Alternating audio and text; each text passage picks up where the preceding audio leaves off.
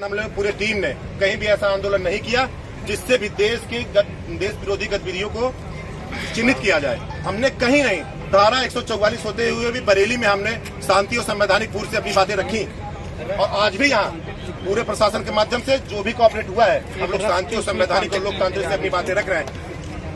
आप दिल्ली में बैठे हुए हैं, आप रातों रात अध्यादेश ला सकते हैं। बीएड के करोड़ों छात्रों के लिए आप अध्यादेश नहीं ला सकते हैं मेरे भाई। आप 2024 में आपका चुनाव है, ये बीएड अभ्यर्थी वोटर नहीं है क्या? 18 से नीचे है क्या? ये सब 30 के अबव है, उसके ऊपर चले गए हैं। आप एज के ऐसी दहलीज पे हम लोग आके खड़े हुए हैं कि प्राइमरी का 2018 में आए, बीएड कर लिया, टेट पास किए, सीटेट पास किए, तैयारी करके 2 बार सुपर टेट की कोचिंग किए, 2 कोचिंग को फीस दिए। चलिए फीस छोड़िए, हमारी मानसिक स्थिति को आप ध्यान है आपको, मानवता का आपको ख्याल है थोड़ा सा?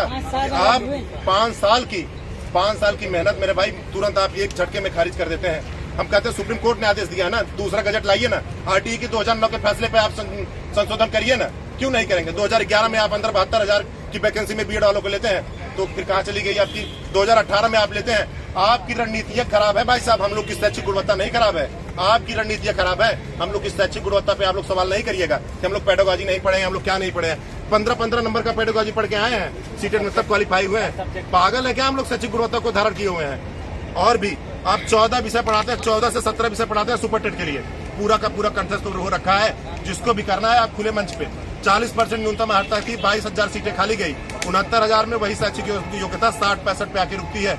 मापदंड आपका कहाँ गया? ये 60-65 आपका ठीक था या 40% आपका ठीक था? 60-65 ठीक था मेरे भाई, 60-65। आप पूरे देश में आप यही कहते हैं ना मैं कि पूरी शैक्षिक गुणवत्ता को आप समावेशी शिक्षा पढ़ाए हैं, इंक्लूसिव एजुकेशन। क्यों भैया समावेशी शिक्षा पढ़ाए? मुझे क्या करने के लिए मुझे पढ़ाया है?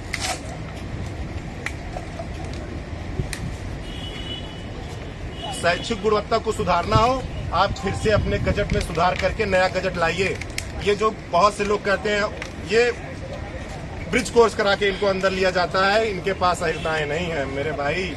ओ लेवल की डिग्री रखने के बाद भी उसमें आप वीडियो में ट्रिपल-C की मांग करते हुए आप आगे जाते हैं। तो ऐसा नहीं कि आपका कमजोर हो गया है, आपकी ज्ञान में बढ़ोतरी की जा रही है। ब्रिज कोर्स ये है, आपको अगर ये नहीं मानते एनसीटी सरकार नहीं मानती म्युनिसिपल, आप ब्रिज कोर्स दे दीजिए, हमको करने के लिए तैयार है।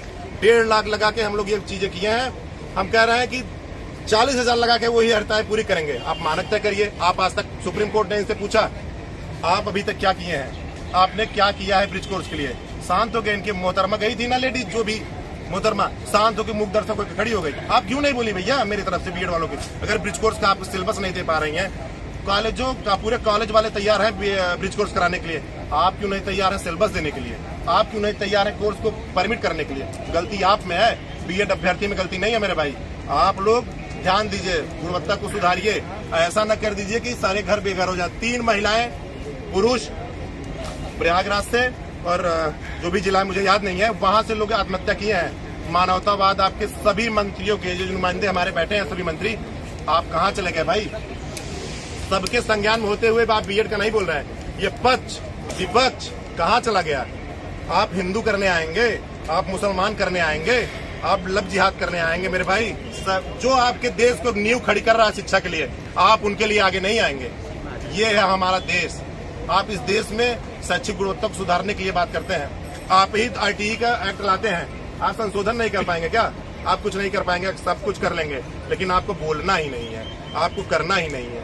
मैं तो सबका नहीं कहता हूं, लेकिन मैं पक्का ये बात का दावा देता हूं 2024 में चुनाव है। मैं किसी भी राजनीतिक पार्टी को सपोर्ट नहीं करता, लेकिन जो भी हमारे फैसले को लेके, हमारे पूरे कैरियर को लेके सामने दर्शाएगा, पूरा समर्थन बिना बोले उसके तरफ जाएगा, चाहे वो किसी पार्टी का हो। ये तो कहने के लिए है 1 करोड़ है हम। बीएड परिवार 5 करोड़ के ऊपर है पूरे देश में, पूरे प्रदेश में 5 करोड़ों के ऊपर है। हम आज ऐसा हो गया कि आप मुंह फिरा के बैठे हैं, आप पूरी फोर्स लगा दे रहे हैं। फिर भी हमने कहा कि हम शांति और संवैधानिक और लोकतांत्रिक तरीके से अपनी बातें उठाएंगे, और उठाए हैं। प्रशासन सभी से पूछ लीजिए, पूरे प्रशासन लोगों के साथ कोऑपरेट किया गया है। इतनी दूर से लड़के आए हैं, अभी तो पता नहीं कितने ट्रेन में है, पता नहीं कितनी जनता अभी ट्रेन में है। अभी वो जब आएंगे उनको पता ही नहीं चल पाएगा हम लोग क्या ज्ञापन दिए, क्या चीजें हुई, क्या घटना हुई। तो ऐसा आप लोग न कर दीजिए, आप तानाशाह मत बनिए भाई साहब, मानवता को तार तार नहीं करिए। बीएड अभ्यर्थियों का ये हौसले को तोड़िए मत। कहीं न कहीं बेरोजगारी को आप बढ़ावा दे रहे हैं। आप अपने प्राइवेटीकरण के चक्कर में हमको मत फंसाइए। अभी तक मैं समस्त बीएड डिग्री धारकों की बात करता हूं, आप सभी को अंदर लीजिए। पुष्पेंद्र भैया हमारे प्रयागराज से ही हैं, पहले दिन से ही लगातार जुड़े हुए हैं, बहुत ही सरल, बहुत ही सहज। आप अपनी बात रखेंगे पुष्पेंद्र भैया? आइए।